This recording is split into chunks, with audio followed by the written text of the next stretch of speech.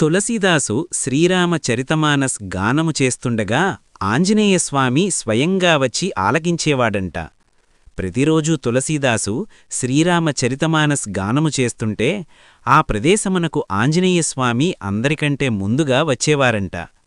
ఆంజనేయస్వామి వచ్చి తులసీదాసు శ్రీరామ చరితమానస్ గానము చేస్తుంటే ఆ సంకీర్తనలు విని సంకీర్తనలు పూర్తి అయిన తరువాత అందరికంటే చివరగా ఆంజనేయస్వామి వెళ్ళేవారుట.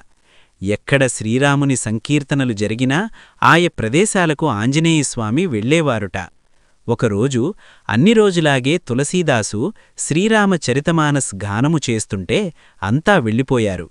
కాని ఒక వృద్ధమూర్తి తన్మయముతో అలాగే ఉండిపోగా తులసీదాసు ఆయన పాదాలకి నమస్కారము చేయగా ఆ వృద్ధరూపములో ఉన్న ఆంజనేయస్వామి తులసీదాసుకు తన దివ్యదర్శనాన్ని ఇచ్చాడు.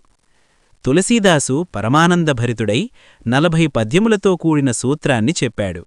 అదే హనుమాన్ చాలీసా. అంటే హనుమాన్ చాలీసాను మొదటిసరిగా విన్నది ఎవరు అంటే స్వయంగా ఆంజనేయస్వామిని చెప్పవచ్చు. శ్రీరామ చరితమానస్ వ్రాసిన శ్రీరామ భక్తాగ్రగణ్యుడు తులసీదాసు గోస్వామి. హనుమాన్ చాలీసాను మొట్టమొదటిసరిగా విన్నదెవరు అంటే ఆంజనేయస్వామి.